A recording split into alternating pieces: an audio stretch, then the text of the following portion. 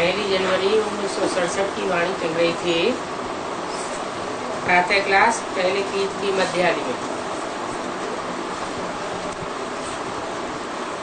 भगवान वाच है और बच्चों को निश्चय भी है, परंतु जितना याद और प्यार होना चाहिए उसमें माया विघ्न डालती है। नंबरवार पुरुषार्थ अनुसार यूं कहेंगे कि योग नंबरवार ही जुड़ेगा।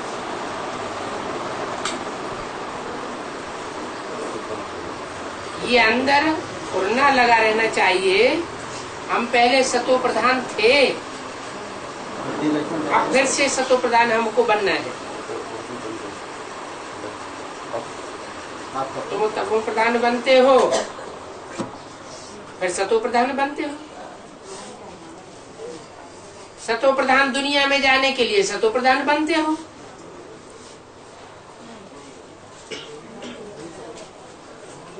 और जो आत्माएं सतो प्रधान बनती हैं, वो दूसरी आत्माएं कोई सतो प्रधान दुनिया में नहीं आवेंगी। तुम सतो प्रधान दुनिया में आओगे। तुम माना कौन है? तुम माना जो सन्मुख बाप के बैठने वाले हैं प्रैक्टिकल में बच्चे, वो सतो प्रधान दुनिया में आवेंगे। और जो सन्मुख बैठने वाले बच्चे नहीं हैं, दूर से सुनेंगे, वो सतो प्रधान दुनिया में नहीं आवेंगे।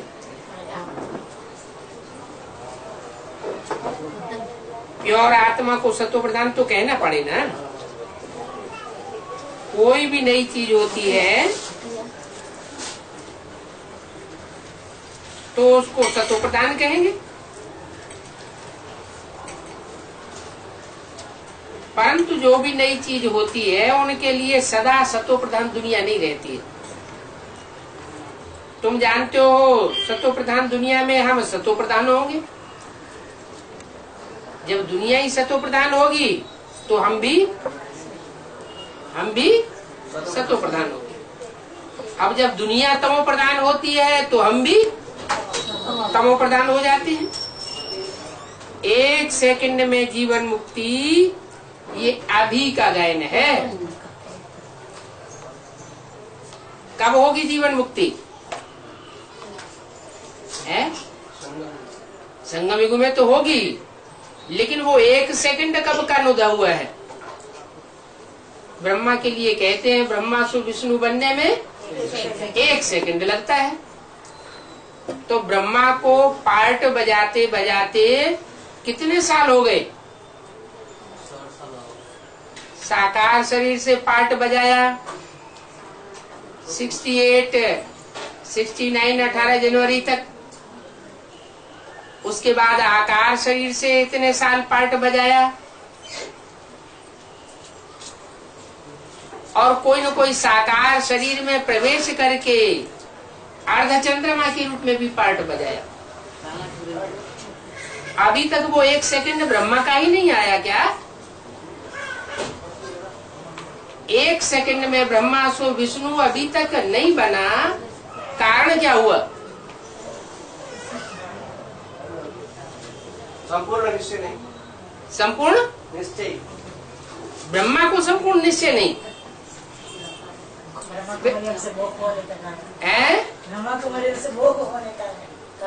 हाँ, नष्टो मोहा स्मृति लब्धा का जो फाइनल पेपर है, उसमें जो पहली आत्मा है सृष्टि रूपी वृक्ष की, जो पहला पत्ता है, वो ही अभी पास नहीं हुआ।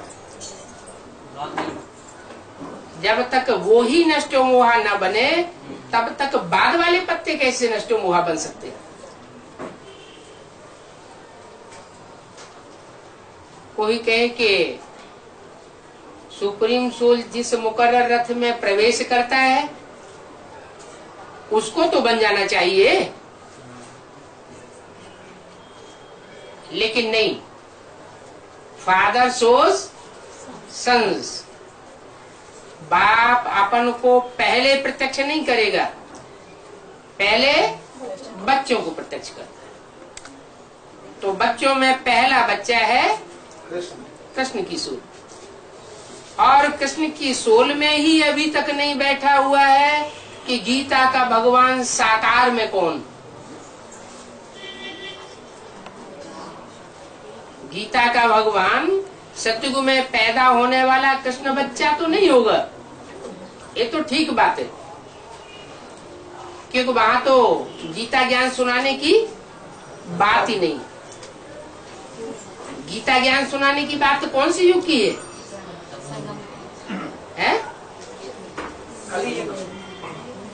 अभी युग की। अभी जो संगम युग, पुरुषोत्तम संगम युग चल रहा है, इस संगम युग में गीता ज्ञान सुनाने की बात है। और जो गीता ज्ञान सुनाया जा रहा है वो गीतापति भगवान के द्वारा सुनाया जाना चाहिए। गीता माता होनी चाहिए, गीतापति भगवान होना चाहिए। और गीता की सिद्धि क्या है? नर से नारायण बनना चाहिए। लेकिन नर से नारायण तो तब बने जब और भी आत्मा बैठी।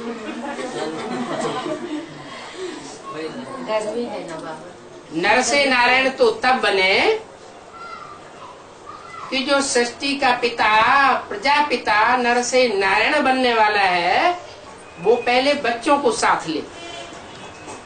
इसलिए बोला बाप दादा भी बच्चों के बगैर वापस नहीं जा सकते।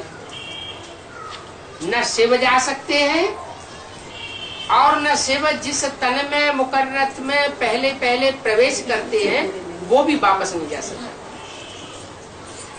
इतना हड़कंप मचा रहे हैं आप लोग। इसको कहते हैं देहधारी की पूजा। ब्रह्मा कुमारियों ने, और इनको ये सब आत्माएं नहीं है। डिस्टरबेंस करने से बाबा की वाणी में विघ्न पड़ता है। बाबा की वाणी से प्यार नहीं है। वहां भी ऐसे ही हुआ।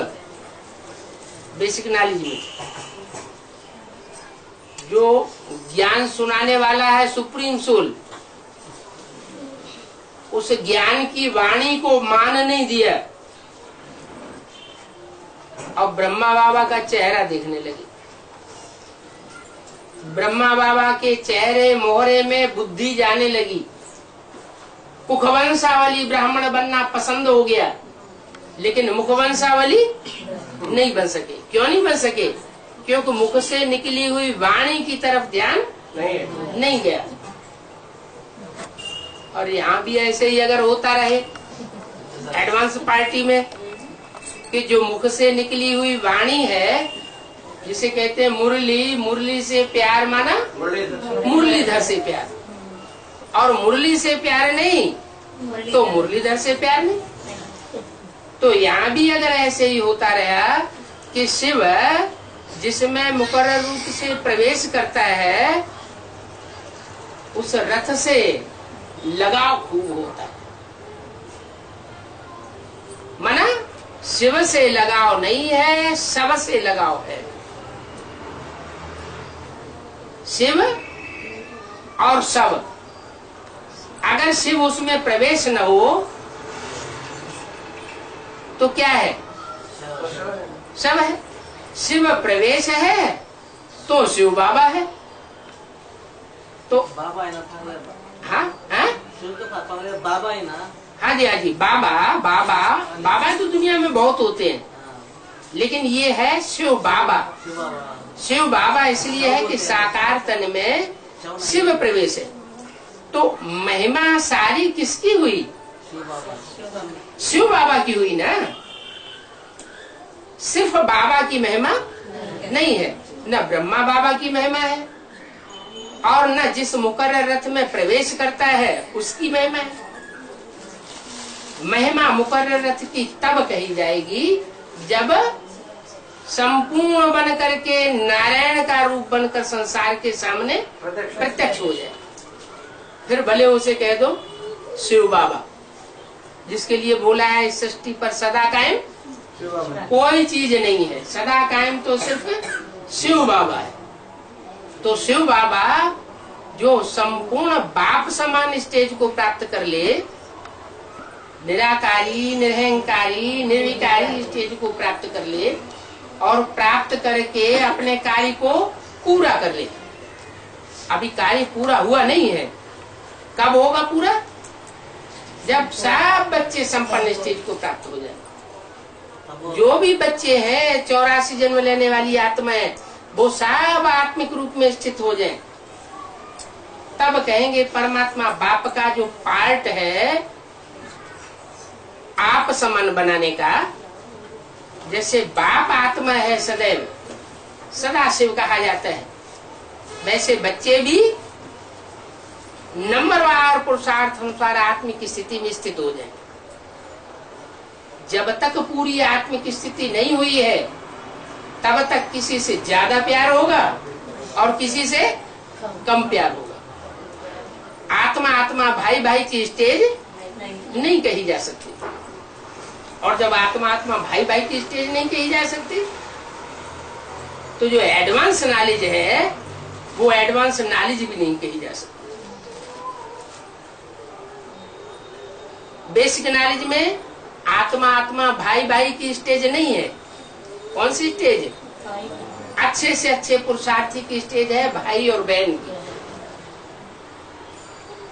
भाई बहन के संबंध में माया आ सकती है, लेकिन भाई भाई के संबंध में माया आने के चांसेस नहीं है। और यहाँ यही ऊंचा लक्ष्य दिया जाता है, क्या? सब एक बाप की संतान है, सब रुद्रमाला के मणके हैं। जो भी रुद्रमाला के मणके हैं वो आत्मिक स्टेज वाले हैं, आत्मिक स्टेज धारण करते हैं, माने निराकारी, निर्विकारी और निरहंकारी बनते हैं।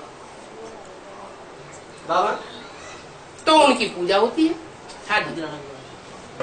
बाबा जो शिव ने जिस शरीर में प्रवेश करते हैं उसको कुछ बच्चों से ज्यादा प्यार और कुछ बच्चों से कम प्यार, ऐसा होता है? अभी तुमने सुना क्या है?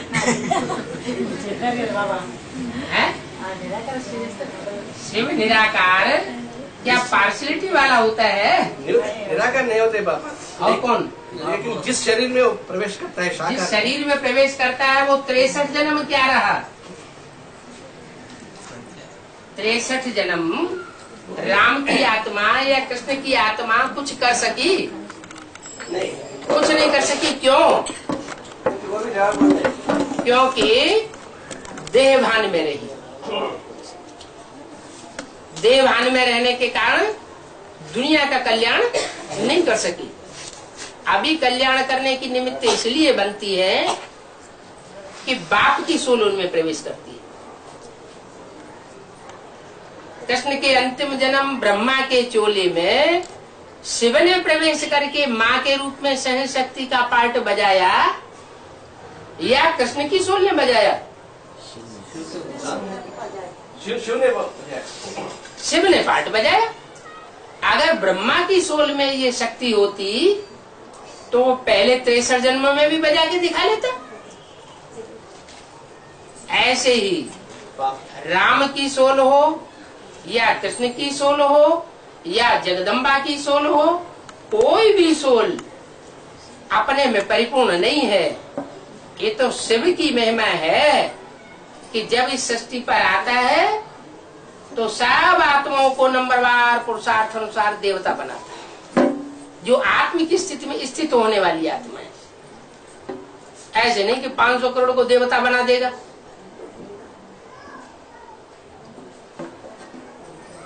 नंबर मुकर्रर है, कितने आत्मिक स्थिति वाले बनेंगे? पक्की आत्मिक स्थिति वाले 4.5 लाख आत्माएं बनेंगे। जो 4.5 लाख आत्माएं हैं जो राधा कृष्ण जैसे बच्चों को जन्म देने वाली है, उन्हें देहभान का बिल्कुल अंश मात्र भी नहीं रहेगा। राधा कृष्ण का स्नेह जो है वो फिर भी आंखों के प्यार तक सीमित है। दृष्टि मात्र का, ज्ञान इंद्रियों का, श्रेष्ठ इंद्रियों का स्नेह है। लेकिन जो उनको जन्म देने वाली आत्मा लक्ष्मी नारायण है, जो डायरेक्ट नर से नारायण बनते हैं, उनमें दृष्टि मात्र तक भी देह भान नहीं होगा। राधा कृष्ण के जो लक्ष्मी नारायण का चित्र है, उसमें नीचे राधा कृष्ण है रचना के रूप में, और ऊपर खड़े हैं लक्ष्मी नारायण रचयिता के रूप में। तो लक्ष्मी नारायण एक दूसरे को देख भी नहीं रहे हैं, और राधा कृष्ण एक दूसरे को देख रहे हैं। क्यों देख रहे हैं? क्योंकि उनका स्नेह देह की आंखों तक आकर्षित कर रहा है। और जो लक्ष्मी नारायण है, वो दृष्टि मात्र से भी परे है। सिर्फ वाइब्रेशन से, देह का नाम निशान नहीं। आंख भी तो देह का अंग है। आंख देह का अंग है या नहीं है? जब देह का अंग है तो सूक्ष्म रूप में देहभान तो करे। अगर सूक्ष्म रूप में सत्युग में देहभान न हो, श्रेष्ठ इंद्रियों से भी पैदाइश की बात न हो, तो फिर दो कलाएं भी कम क्यों होती हैं? सत्युग में दो कलाएं कम होती है ना। क्यों कम होती है? क्योंकि भले श्रेष्ठ इंद्रियों से संतान पैदा होती है, श्रेष्ठ इंद्रियों के स्नेह से संतान पैदा होती है, लेकिन फिर भी श्रेष्ठ इंद्रियां भी देह का अंग तो है ना, सूक्ष्म इंद्रियां हैं। तो सूक्ष्म इंद्रियों से सूक्ष्म पतन होता है। और जहाँ देह का अंश मात्र भी न हो, सूक्ष्म देह का अभिमान भी न हो, वहां पतन होने की बात ही नहीं। तो जो 4.5 लाख आत्माएं हैं, वो तो चढ़ती कला में जाने वाली आत्माएं हैं। कब तक चढ़ती कला में जावेंगी? तब तक चढ़ती कला में जावेंगी जब तक 4.5 लाख राधा कृष्ण जैसे बच्चों का जन्म नहीं हो जाता है। उसके बाद जब 9 लाख सितारे परिपूर्ण स्टेज को प्राप्त कर लेंगे, तब दुनिया का पतन होना शुरू होगा। 9,16,108 आबादी जब हो जाएगी कंप्लीट, तब पतन होना शुरू होगा। उस समय राज्य किसका आ जाएगा? नर से नारायण बनने वाली आत्माओं का राज्य होगा या उनके बच्चों का राज्य होगा? उनके बच्चों का राज्य होगा। जब बच्चों का राज्य होगा तो रचना का राज्य कहा जाएगा। और जो रचना का राज्य है, उसमें यथा राजा तथा प्रजा हो। राधा कृष्ण वाली आत्माएं जो दृष्टि से एक दूसरे को रस ले रही हैं, कृष्ण की दृष्टि राधा में डूब रही है, राधा की दृष्टि कृष्ण में डूब रही है, वो देवभान का सुख तो ले रही है सूक्ष्म रूप में। तो उनके जो बच्चे पैदा होंगे, वो भी, जो प्रजा होगी वो भी उसी कैटेगरी की होगी। माना उस समय से गिरती कला शुरू हो जाती है सृष्टि में, देखने में नहीं आएगी, क्योंकि में बहुत सूक्ष्म पतन है। 1250 वर्ष में सिर्फ 2 कलाएं कम होती है, और त्रेता में 1250 वर्ष में सिर्फ 6 कलाएं कम होंगी।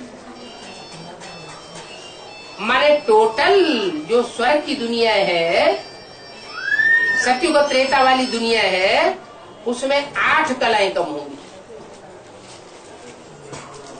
8 कलाएं जब कम हो जाती हैं तो आधा पतन हो जाता है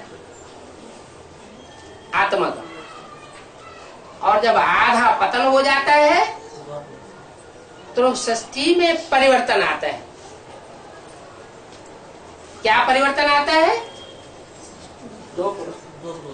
जो ऊपर से आने वाली आत्माएं हैं दूसरे दूसरे धर्म की, उनका आना आरंभ हो जाता है। जो दूसरे धर्म की आत्माएं आती है वो द्वैत फैला देती है। उससे पहले इस दुनिया में द्वैत नहीं था, दो मतें नहीं थी, दो राज्य भी नहीं थे, दो दो धर्म भी नहीं थे, तो दो दो भाषाएं भी नहीं थी। इसलिए सारी दुनिया एकता के सूत्र में बंधी हुई होने के कारण सुख और शांति दोनों थी। जब द्वैत होता है, माना दूसरा धर्म पिता इस सृष्टि पर आ जाता है, तो पतन तेजी से होता है। वो तेजी से पतन होने का कारण क्या हुआ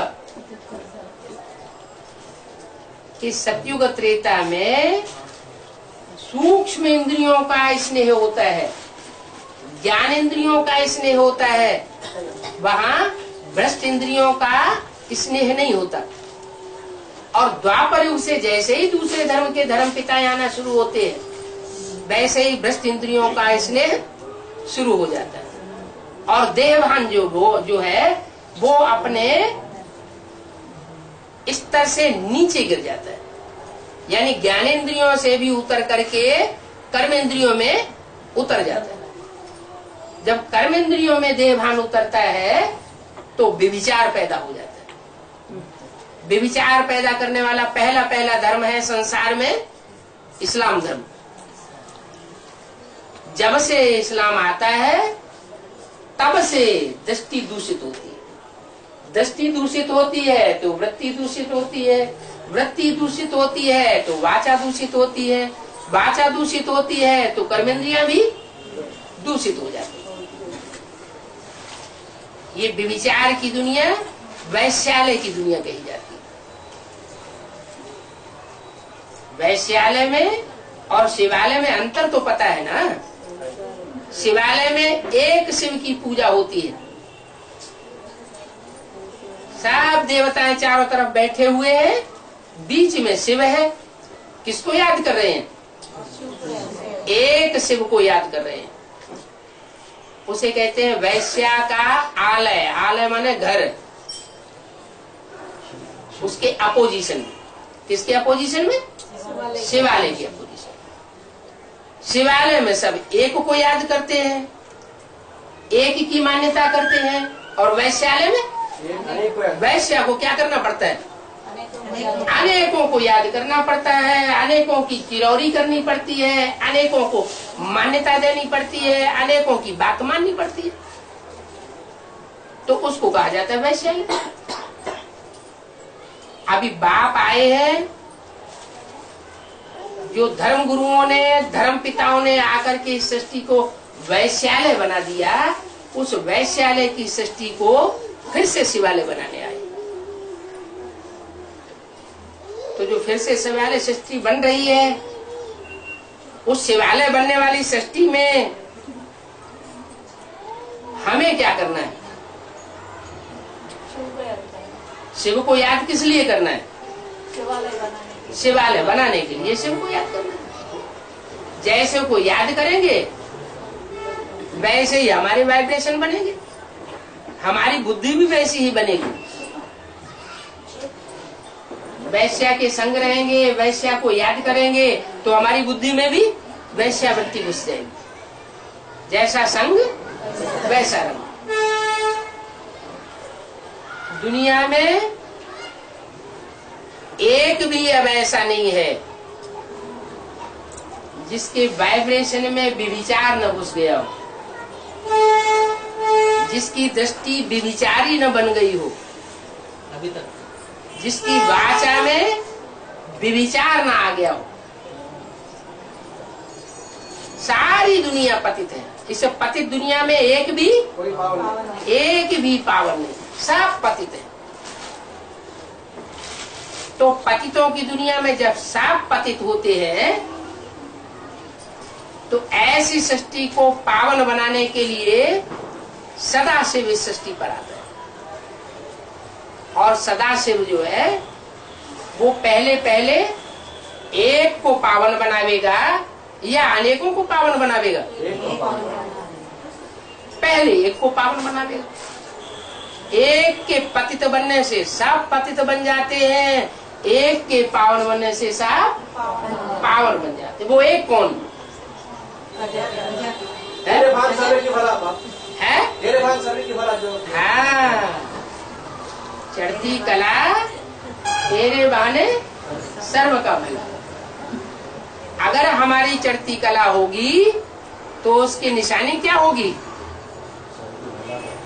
सबका भला करने में लग जाओ। हम अपने अपने अंदर झांक करके देखें, क्या हमें अपनी परवाह नहीं रही? क्या अपनी परवाह है, अपनी चिंता है, तो इसका मतलब स्वार्थ भरा हुआ है। स्व के रथ के लिए अभी हम प्रयत्न कर रहे हैं, मेहनत कर रहे हैं, उसको कहेंगे स्वार्थ। तो इस दुनिया में जिसको जिसको अपना रथ है वो सब स्वार्थी है। एक भी ऐसा नहीं है मनुष्य आत्मा जो स्वार्थी न हो, सब स्वार्थी है। क्योंकि दुनिया में या तो मनुष्य आत्माएं हैं, या तो देवात्माएं हैं, या तो राक्षसी आत्माएं। देवात्माओं को भी अपना रथ होता है, मनुष्यों को भी अपना रथ होता है, और राक्षसों को भी अपना रथ होता है। रथ किसको नहीं होता है? सुप्रीम सोल शिव को रथ नहीं होता। तो जो सुप्रीम सोल रथ है बगैर इस सृष्टि पर होता है, वो जिसमें प्रवेश करता है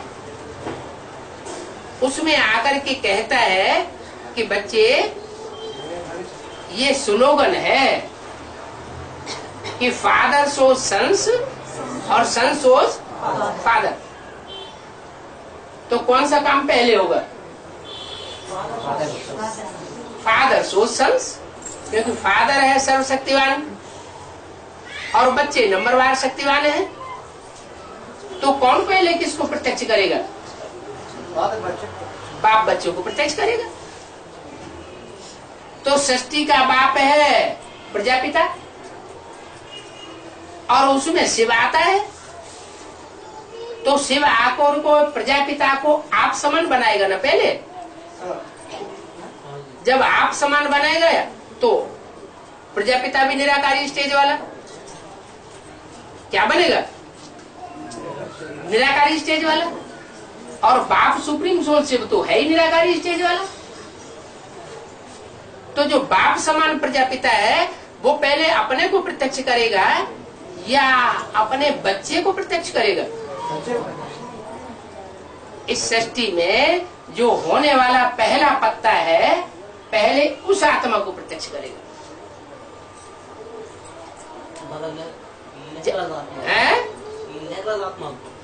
जब तक वो आत्मा संसार में प्रत्यक्ष न हो संपन्न रूप में, तब तक कोई काम नहीं हो सकता।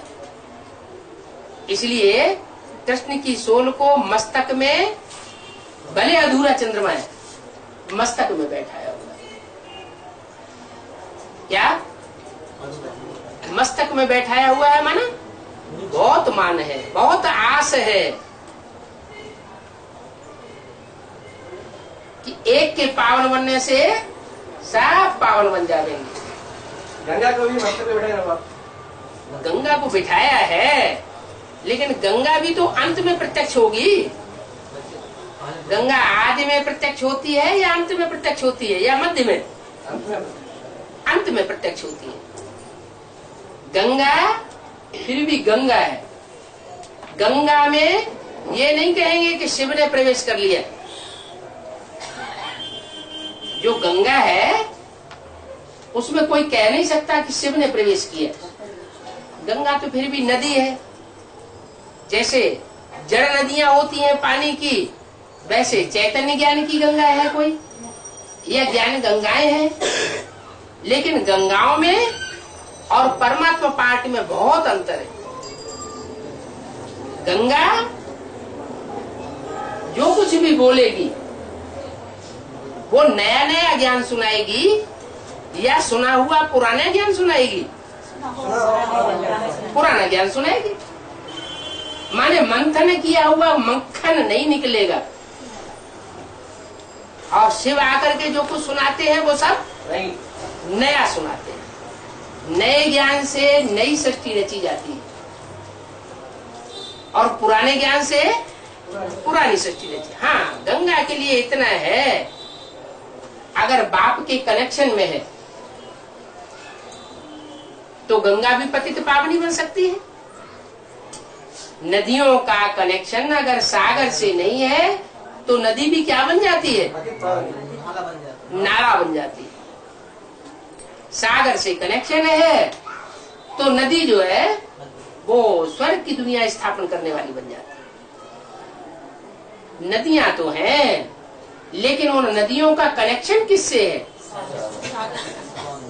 गढ़े गणितियों से कनेक्शन है या सागर से कनेक्शन है? नदी भी जब सागर में पहुंचती है तो जितना भी कचरा लाती है अपने साथ, दृष्टि वृत्ति का कचरा तो पड़ता है ना, वो सारा कचरा सागर में समा जाता है। कचरा सागर में समा जाता है और नदी भी स्वच्छ हो जाती है। वो पानी फिर स्वच्छ होकर के बादलों के रूप में सागर से ऊपर उठता है, ऊपर जाता है, पहाड़ों से टकराता है, फिर नदी बनकर के बहता है। वो शुद्ध जल होता है। शुद्ध जल ऊंची स्टेज में से आता है तो जब मैदान में आता है तो उसमें फिर कचरा पड़ता है। ये क्रम चलता रहता है। तो नदियों में प्रदूषण पड़ता है, सुप्रीम सोल में प्रदूषण नहीं पड़ सकता। एक ही सोल ऐसी है जिसको संग का रंग नहीं लगता है, बाकी सबको संग का रंग लगता है। सागर का पानी क्यों खारा? सागर का पानी क्यों खारा? सागर का पानी खारा भी होता है और सागर का पानी मीठा भी होता है। क्या ऐसा नहीं कि सागर हमेशा खारा ही खारा है? सागर मीठा भी है और सागर खारा भी है। गल्फ स्ट्रीम धारा है गर्म पानी की, उसमें मीठा जल भी बहता है। तो कहीं सागर खारा है, कहीं सागर मीठा है। मीठों के लिए मीठा है और खारों के लिए खारा। इस दुनिया में खारी आत्माओं की संख्या ज्यादा है या मीठी आत्माओं की संख्या ज्यादा है? खारी आत्माओं की संख्या ज्यादा है। तो चारों तरफ समुद्र का जल भी खारा ही खारा दिखाई पड़ता है। थोड़ा हिस्सा ऐसा भी है जहाँ मीठा जल है, जैसे उत्तरी ध्रुव और दक्षिणी ध्रुव, नॉर्थ पोल और साउथ पोल पर ऊंचे ऊंचे समुद्र में पहाड़ बने हुए है, तो वो भी सागर, लेकिन वो पहाड़ों जैसा जो पानी है वो मीठा पानी है, खारा पानी नहीं है। जब पृथ्वी का बैलेंस डोलेगा, एटम बम फटेंगे, तो वो पहाड़ जो मीलों ऊंचे लंबे पहाड़ हैं नॉर्थ पोल और साउथ पोल में, वो सब टूट टूट करके सागर में गिरेंगे और सब कुछ परिवर्तन हो जाएगा। कोई कहे अभी परिवर्तन क्यों नहीं होता है? तो अभी परिवर्तन इसलिए नहीं होता है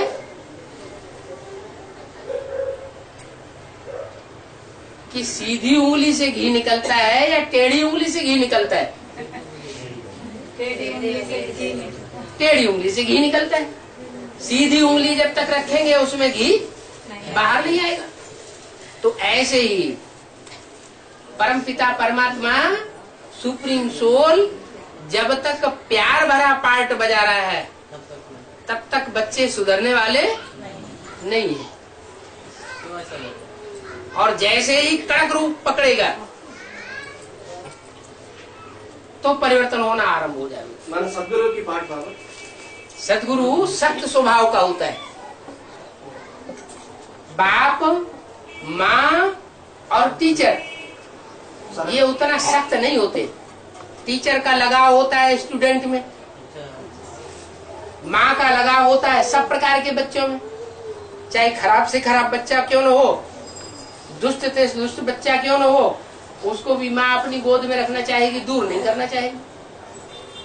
बाप का भी उम्मीद होती है बच्चों में कि बच्चा आज नहीं तो कल सुधर जाएगा। लेकिन सदगुरु लगाव झुकाव वाला पार्ट नहीं बजाता है। इसलिए अव्यक्त वाणी में बोला हुआ है, अपने फरिश्ते स्वरूप का उद्घाटन कब करेंगे? खुद करेंगे, अपनी स्वेच्छा से करेंगे, या चीफ जस्टिस धर्मराज को बुलाना पड़ेगा? इसका मतलब क्या हुआ कि बच्चों से इतने वर्षों से कहते चले आ रहे हैं कि आत्मिक स्थिति धारण करो, अव्यक्त स्थिति धारण करो, अव्यक्त स्थिति बनावेंगे तो सदा काल की प्राप्ति अनुभव करेंगे। और अब तक भी बच्चों की वो स्टेज नहीं बन पाई। तो बाप को फिर सख्त रूप अपनाना पड़ेगा। जो काम सहज मार्ग से पूरा नहीं होता वो फिर डंडा मारना पड़ता है।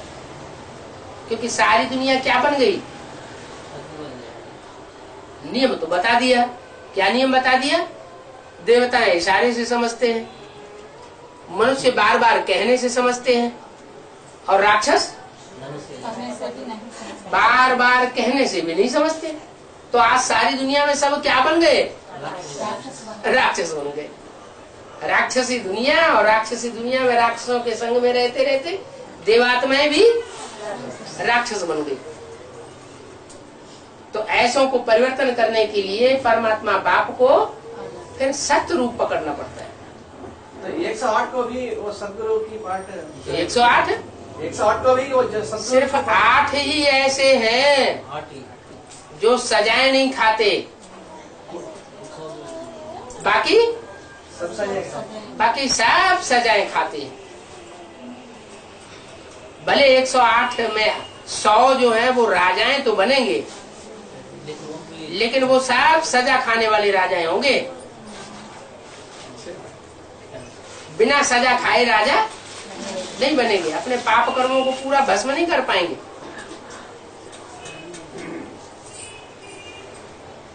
इतने वर्ष हो गए कहते कहते, न दुख दो न दुख लो। क्या मुसीबत आती है? क्यों ऐसी स्थिति नहीं बन पा रही? चलो, बहुत से लोग इस स्थिति में तो पास हो जाते हैं कि दूसरों को दुख नहीं देते।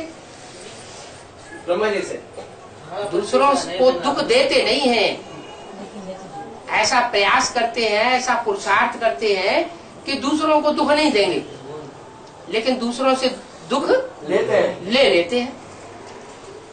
दूसरों से दुख मिलता है तो चेहरा लटक जाता है। कोई ने कड़क भाषा बोल दी, कड़वी भाषा बोल दी और चेहरा लटक जाता है। भले बाबा ने बता दिया है, एक कान से सुनो दूसरे कान से निकाल दो। फिर क्या ऐसा प्रैक्टिकल होता है? एक कान से सुन करके दूसरे कान से निकालने हो पाता है? नहीं हो पाता। एक दो बार हो जाएगा फिर भूलना शुरू हो जाता है। तो बाप कहते हैं कि मैं बाप भी हूं, टीचर भी हूं, और अंत में सदगुरु भी। सदगुरु के लिए ये गायन है, सदगुरु निंदक ठौर न पाए। कौन सा ठौर है? वो कौन सा ठौर है जो सदगुरु की निंदा कराने वाला ठौर नहीं पाता? बाप के साथ नहीं सकते है। ऐसी 8 आत्माओं के अलावा जो भी आत्माएं हैं, जो 8 आत्माओं का संगठन बनेगा, वो पहला ऐसा संगठन बनेगा जिसमें वो आत्माएं प्रवेश नहीं कर सकेंगी, क्योंकि नंबरवार बाप की निंदा कराने वाली बनी,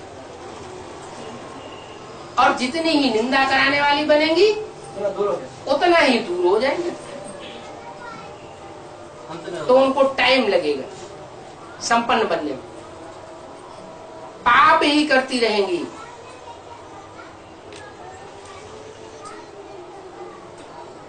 उन्हें इतनी निरहंकारिता आ नहीं पाती।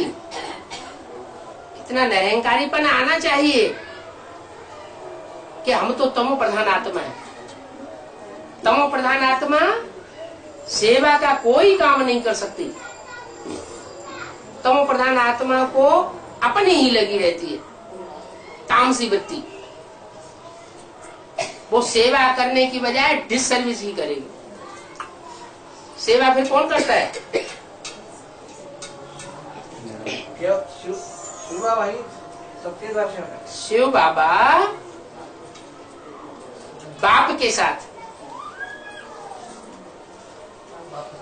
मिलकर के सेवा करता है। सिर्फ एक है। और एक होते हुए भी कंबाइंड है। उसको कहते हैं बाप दादा। बाप दादा कंबाइंड होकर के सर्विस कर रहे हैं। हम आत्माएं सेवा करने वाली नहीं है।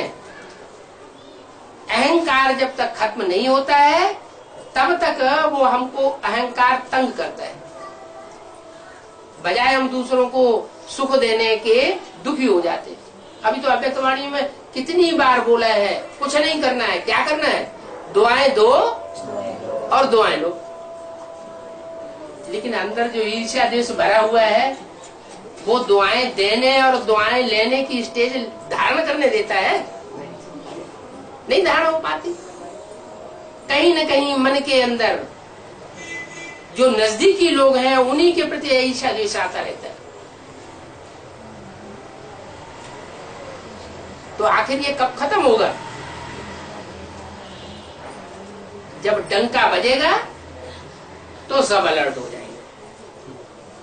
वैसे भी आजकल के जो समझदार नेताएं हैं वो ये समझने लगे हैं कि इस देश की स्थिति सुधरने वाली नहीं है जब तक माशाअल्लाह लागू न हो। एक भारत देश ऐसा है जहां अभी तक भी माशाअल्लाह शुरू नहीं हुआ है।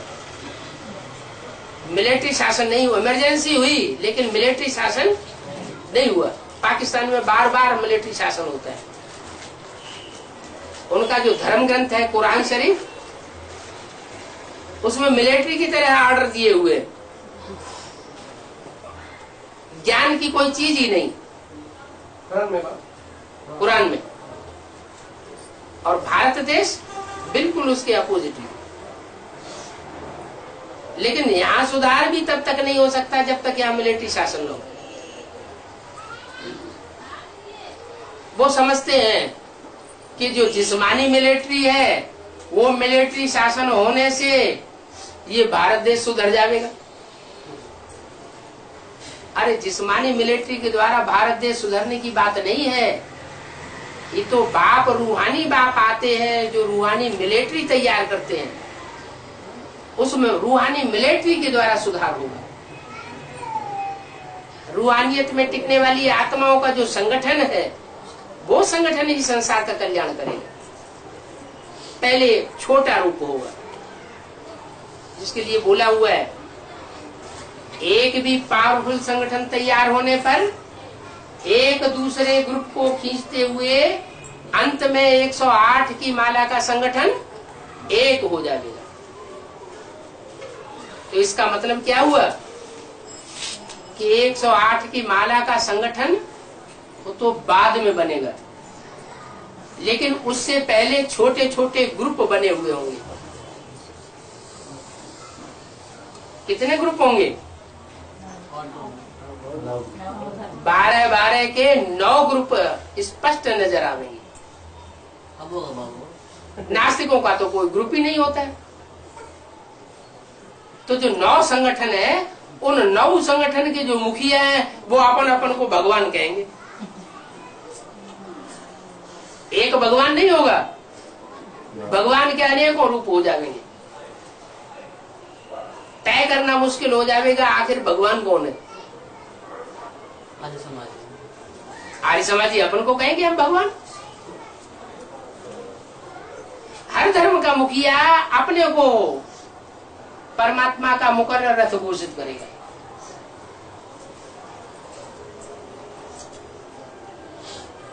तो जो ज्योतिषियों ने जो घोषणाएं की हैं, उन घोषणाओं में भी ये बात आई है कि जब सारी सृष्टि में विप्लव होता है तो 9 ग्रह आपस में टकराते हैं। क्या वो तो उन जड़ ग्रहों को समझ लेते हैं। उन जड़ ग्रहों की तो बात ही नहीं है। पहले तो यहाँ चैतन्य ग्रह नक्षत्र है। आपस में टकराव माना क्या बात है? आपस में टकराव माने आपस में एक दूसरे के सिद्धांतों में टक्कर होती है। वो कहते हैं ये बात ऐसे होनी चाहिए, वो कहेंगे नहीं ये ऐसे नहीं, ऐसे होना चाहिए। बाद में क्या होगा?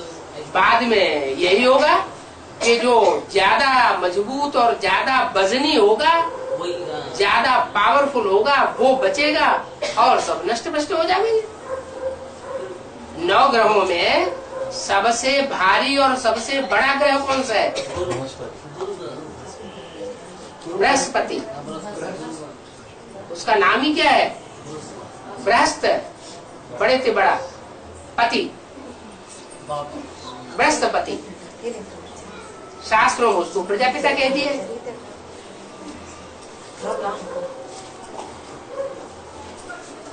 वो शिव बाबा ने उसे प्रजापिता कह दिया है और शास्त्रों में उसे प्रजापति कह दिया, दक्ष प्रजापति। तो जो प्रजापति है वही वास्तव में सदगुरु का पार्ट बजाता है, बृहस्पति का पार्ट बजाता है। और जिसको भगवान का संरक्षण मिला हुआ हो मुकर्रर रूप से, उसे डरने की कोई बात है नहीं, इसलिए वो भारी पड़ जाता है। भारी पड़ जाने के कारण जो और ग्रह टकराते हैं उनकी टक्कर का उसके ऊपर कोई असर नहीं पड़ता। तो बाकी ग्रह नक्षत्र सब टकरा के खलास हो जाते हैं। खलास होने के बाद उसमें मर्ज हो जाते हैं, सरेंडर होता है, सरेंडर हो जाते हैं। और अभी भी वो टकराहट अंदर अंदर जारी है, जिसे कहते हैं शीत युद्ध। क्या बात? शीत युद्ध। हाँ जी, वो अंदर अंदर संकल्पों की टकराहट चल रही है, रास्ता देख रही है। जैसे आग होती है ना, भूसे के अंदर आग थोड़ी सी डाल दी जाए तो अंदर अंदर सुलगती है और भभूका बन करके बाहर निकलने का रास्ता देखती है। ऐसे ही बाहर की दुनिया की भी हालत हो चुकी है और ब्राह्मणों की दुनिया की भी यही हालत हो चुकी है, एडवांस पार्टी की भी यही हालत हो चुकी है। क्योंकि बाहर की दुनिया में 500-700 करोड़ जितने भी हैं, उन सबका छोटा रूप देखना हो तो बेसिक नॉलेज में देखा जा सकता है, और बेसिक नॉलेज वालों का छोटा रूप देखना हो तो एडवांस के बीज रूप आत्माओं में देखा जा सकता है। और बीज रूप आत्माओं में जो 108 आत्माओं का संगठन तैयार होगा, उन 108 आत्माओं में सारी दुनिया के स्वभाव संस्कार भरे हुए होंगे।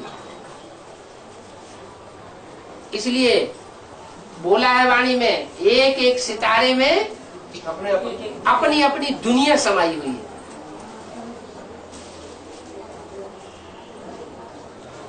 वो ज्योतिषी समझ लेते हैं कि वो जड़ सितारों में कोई दुनिया होगी, तो शास्त्रों में लिखा हुआ है, उसके आधार पर आज के वैज्ञानिक ग्रहों उपग्रहों में जाने की कोशिश कर रहे हैं, लेकिन उन्हें सफलता मिलने वाली नहीं है। क्यों? क्योंकि दूसरे ग्रह उपग्रहों में कोई जीवन नहीं है। ये तो सिर्फ पृथ्वी ग्रह है, जिस पृथ्वी ग्रह में जीवन है, और कोई भी ग्रह उपग्रह में जीवन नहीं है। क्यों नहीं है? मालूम नहीं? मालूम होना चाहिए कि पृथ्वी पर ही सूर्य से जहां निश्चित दूरी है वहीं पर जीवन हो सकता है। सूर्य की किरणें जहां नॉर्थ पोल और साउथ पोल पर थोड़ी सी तिरछी हो जाती है, किरणें ऐसी पड़ना और सीधी पड़ना और फिर तिरछी पड़ना, दक्षिणी पोल तिरछी, उत्तरी पोल फिर तिरछी और सामने सीधी। तो जहां सीधी पृथ्वी के ऊपर किरणें पड़ती है वो हिस्सा उचित दूरी पर है, और उस उचित दूरी पर ही जीवन हो सकता है। तो जहां पृथ्वी पर थोड़ी दूरी में अंतर पड़ जाता है, उत्तरी ध्रुव दक्षिणी ध्रुव में, वहां कोई जीव जंतु नहीं होता। तो दूसरे ग्रह नक्षत्र तो सूर्य से बहुत दूर है, कोई बहुत नजदीक है, उनमें तो जीवन होने का कोई सवाल पैदा ही नहीं होता। तो बेहद में तो भूमि माता, धरणी माना तो माता, धरणी माने पृथ्वी माता। पृथ्वी माता में भी जो बिल्कुल एग्जैक्ट दूरी पर रहने वाली आत्माएं, उनमें महान जीवन है। महान जीवन का मतलब 84 जन्म लेने वाली आत्माएं। जो थोड़ी दूरी वाली है ज्ञान सूर्य से, उतना कनेक्शन जिनका नहीं जुड़ता है, ज्ञान सूर्य के साथ जिनका उतना संबंध नहीं जुड़ता है, वो कम जन्म लेने वाले है। माना उनका जीवन थोड़ा है। ये तो पता है कि कुछ आत्माएं पूरे 84 जन्म लेती है, इस षष्ठी रूपी रंगमंच पर ऑलराउंड पार्ट बजाती है, पूरा जीवन धारण करती है, और कुछ आत्माएं कम जन्म लेती है। तो जो कम जन्म लेती है वो जरूर सूर्य से बहुत दूर है, और जिनके पूरे 84 जन्म है वो जरूर सूर्य से उचित दूरी पर है, न बहुत नजदीक और न बहुत दूर। क्योंकि ज्ञान सूर्य का पार्ट ऐसा पार्ट है, शंकर का पार्ट ऐसा पार्ट है जो तुम बच्चे भी समझ न सको। जो भी बाप के 84 जन्म लेने वाले बच्चे हैं, जो भी आत्मिक स्थिति में आत्मिक स्थिति को धारण करने में परिपक्व होने वाले बच्चे, वो बच्चे भी नहीं समझ सकते। माने बाप के जो सन्मुख बैठ करके पढ़ाई पढ़ते हैं वो भी नहीं समझ सकते। उनकी भी बात छोड़ो, जो मेरे साथ रहने वाले हैं प्रैक्टिकल में शरीर के साथ, वो भी मेरे को नहीं पहचान पाते। नहीं पहचान पाते हैं, इसलिए नजदीक आकर के फिर दूर हो जाते हैं। फिर लांछन लगाते हैं, ग्लानि करते हैं कि बाप ने हमको छोड़ दिया। अरे बाप बच्चों को थोड़े छोड़ता है, बच्चे ही खुद बाप को छोड़ करके चले जाते हैं। बाप तो विरुद्ध लेकर के आया हुआ है कि तुम सब बच्चों को अपने साथ ले जाऊंगा।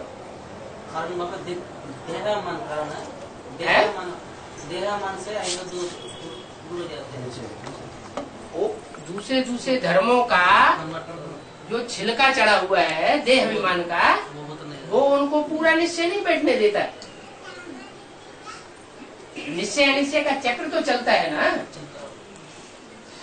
कितने साल हो गए यज्ञ को? 60 साल। है? बस 70 साल होने जा रहे हैं। सन 36 से ये शुरू हुआ और सन 36 से 2006 आने वाला है, तो 70 साल पूरे होने जा रहे हैं। और 70 साल पूरे होने के बावजूद भी कभी निश्चय कभी अनिश्चय। किस बात में निश्चय अनिश्चय चलता है? बाप के पार्ट में। बाप है ही नहीं। पहला तो बाप के पार्ट में निश्चय अनिश्चय चलता है। जब बाप के पार्ट में निश्चय अनिश्चय चलेगा तो अपनी आत्मा के पार्ट में भी निश्चय अनिश्चय चलेगा। पता नहीं मैं कौन सा देवता बनूंगा या देवता बनूंगा या नहीं बनूंगा, पता नहीं मेरा क्या पार्ट है। नहीं पता नहीं। तो अपने आप पर भी निश्चय नहीं बैठता, बाप के पार्ट पर भी निश्चय नहीं बैठता, तो जो षष्ठी चक्र का ज्ञान है उस ज्ञान के ऊपर भी पूरा निश्चय नहीं बैठता, ऊपर नीचे होते रहते हैं।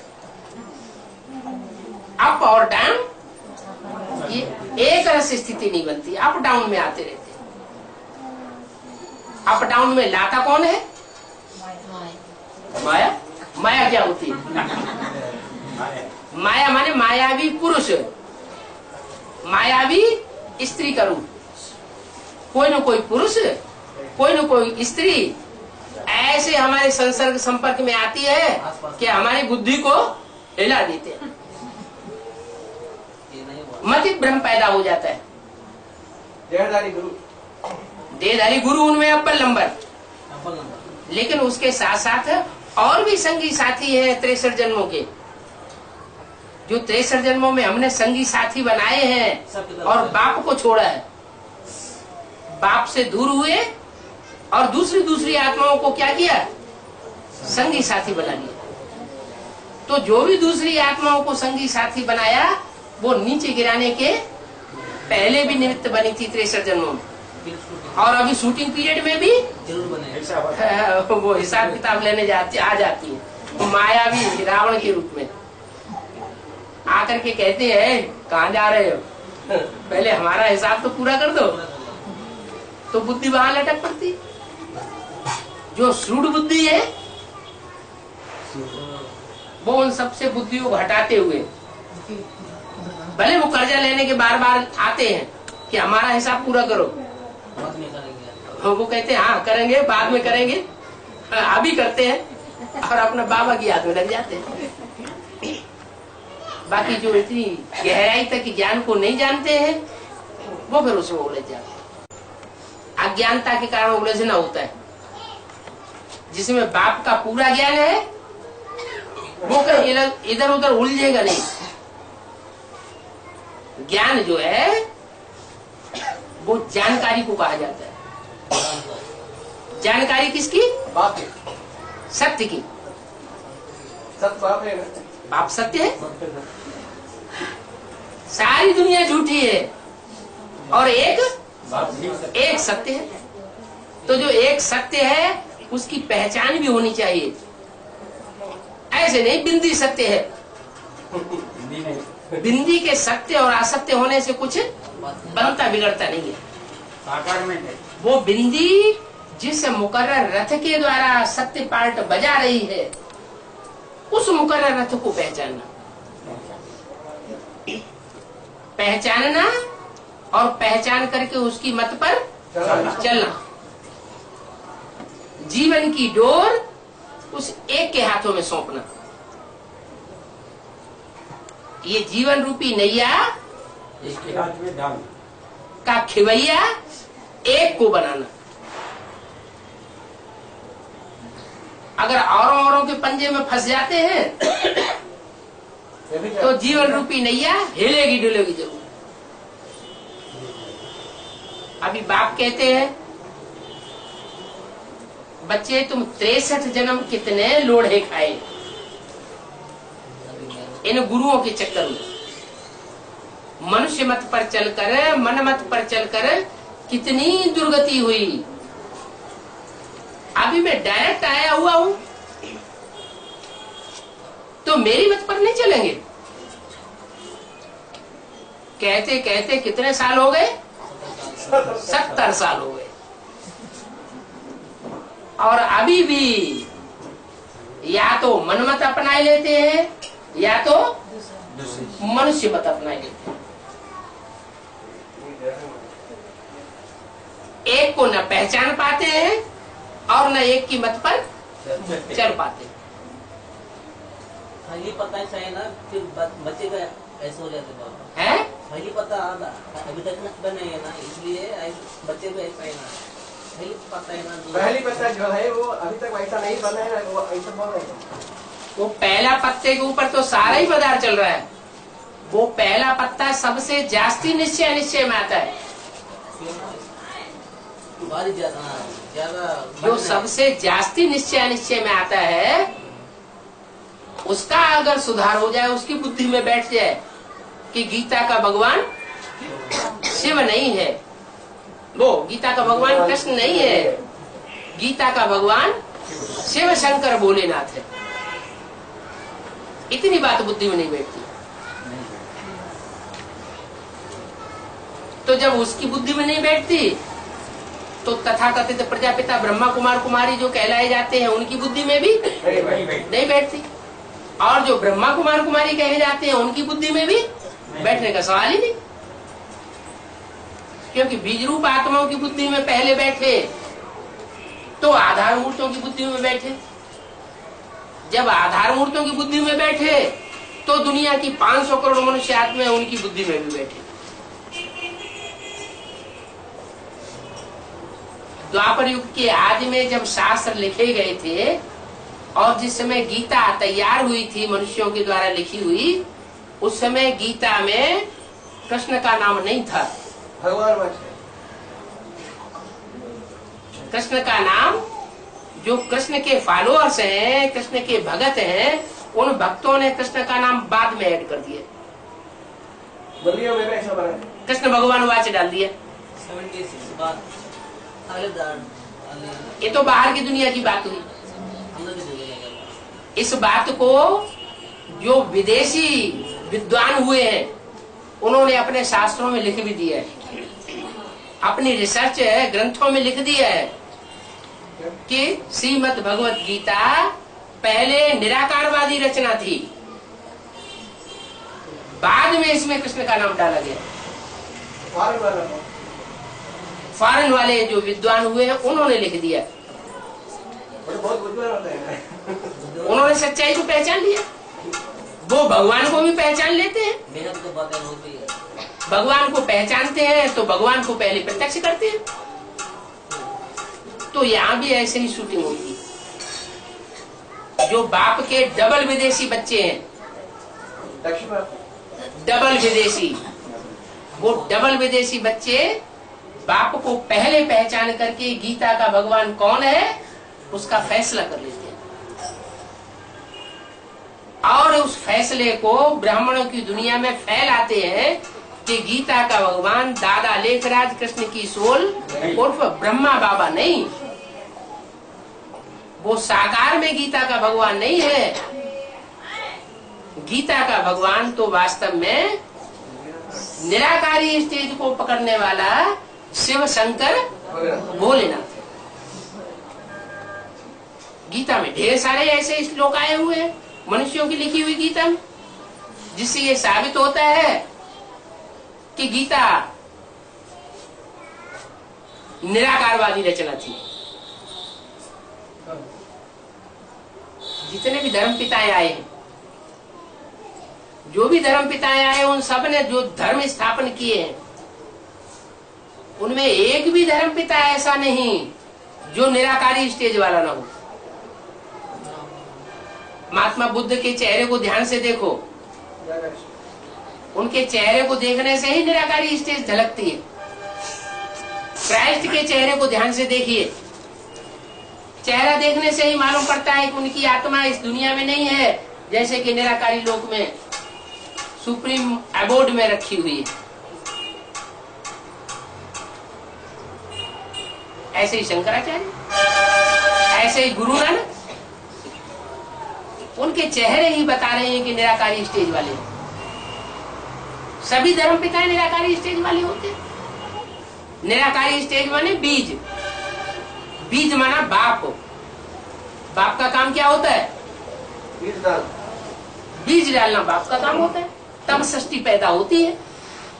तो बीज को ही बाप कहा जाता है। इसलिए गीता में कहा गया अहम बीज प्रदप पिता, मैं बीज बोने वाला पिता हूं। यहाँ तो ज्ञान का बीज बोने वाला पिता है। इस सृष्टि में ज्ञान का बीज कौन बोता है? असली ज्ञान कहा ही जाता है सच्चाई को। सच्चाई का असली ज्ञान सिवाय परमपिता परमात्मा के और कोई मनुष्य मात्र दे ही नहीं सकता। तो वो सच्चा बीज है, पहला बीज है सृष्टि का। और धर्म पिताएं तो नंबरवार बीज है। वो है सृष्टि का आदि बीज, सारी सृष्टि का पिता। वो अपने अपने धर्म के पिता हैं और ये सभी धर्म और धर्मावलंबियों का पिता है, सारे विश्व का पिता। विश्व माना सारा संसार। ऐसे नहीं कोई एक धर्म उसमें समावेश नहीं हो, सारे ही धर्म उसमें समावेश है विश्व में। और उस विश्व का पिता कहा जाता है विश्व पिता।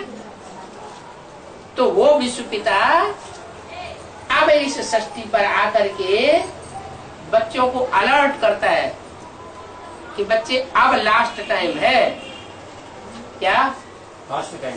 पहली मूर्ति भी प्रत्यक्ष हो गई, ब्राह्मणों की दुनिया में दूसरी मूर्ति भी प्रत्यक्ष हो गई, तीसरी मूर्ति होगी। अब तीसरी मूर्ति प्रत्यक्ष होने वाली है। बहुत समीप है बात। पहली मूर्ति को प्रत्यक्ष होने में 14 साल लगे, 36 से लेकर के 50-51, और ब्रह्मा कुमारी विद्यालय स्थापन हो गया। तो ब्रह्मा प्रत्यक्ष हुआ ना। दूसरी मूर्ति को प्रत्यक्ष होने में 14 साल की जगह 7 साल लगे। 69 से लेकर के 76-77 तक दूसरी मूर्ति ब्राह्मणों की दुनिया में दिल्ली में जमुना के कंठे पर प्रत्यक्ष हो गई, तो 7 साल लगे। तीसरी मूर्ति प्रत्यक्ष होने में 3-3.5 साल लगे। उनमें भी अभी 1 साल तो ये पूरा हो गया, 2005। तो कितना रह गया? 2.5 साल का टाइम रह गया। तो 2.5 साल तो यूं पलक झपकते खत्म हो जाएंगे। अभी जो समय है वो फास्ट गति से भाग रहा है, पता ही नहीं लगता समय कहाँ निकल गया। तो जैसे 70 साल पलक झपकते भाग गए, तो 2.5 साल खत्म होने में कितना टाइम लगेगा? और तीसरी मूर्ति प्रत्यक्ष हुई और विनाश का डंका बजना शुरू हो जाएगा। फिर उसके बाद कोई भी पुरुषार्थ नहीं कर सकेगा। जितना जिसका जो पुरुषार्थ हो गया है वहीं पर ठहर जाएगा। इसी स्थान पर लाख मेहनत करे, लाख कोशिश करे कि हम पढ़ाई में और गहरे चले जाएं, नहीं जा सकेगा। दिव्य गुणों की धारणा में आगे बढ़ना चाहे, नहीं बढ़ सकेगा। याद की यात्रा में और भी प्रैक्टिस करना चाहे, नहीं कर सकेगा। भाग दौड़ का टाइम आ जाएगा, सारी दुनिया में भगदड़ शुरू हो जाएगी।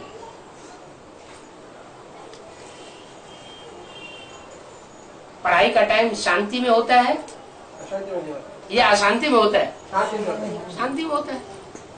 तो अभी फिर भी शांति का टाइम चल रहा है। शांति स्टेज में रह करके मनन चिंतन मंथन करके गहरी से गहरी पढ़ाई करके हम परमात्मा की तीनों मूर्तियों को अभी पहचान सकते हैं। और जो पहचानेगा वो दूसरों को भी पहचान दिए बगैर रह नहीं सकता। जितना जितना स्वयं पहचानेगा उतना उतना दूसरों को भी पहचान देता रहेगा। खुद ही नहीं पहचाना होगा तो दूसरों को कहां से पहचान देगा?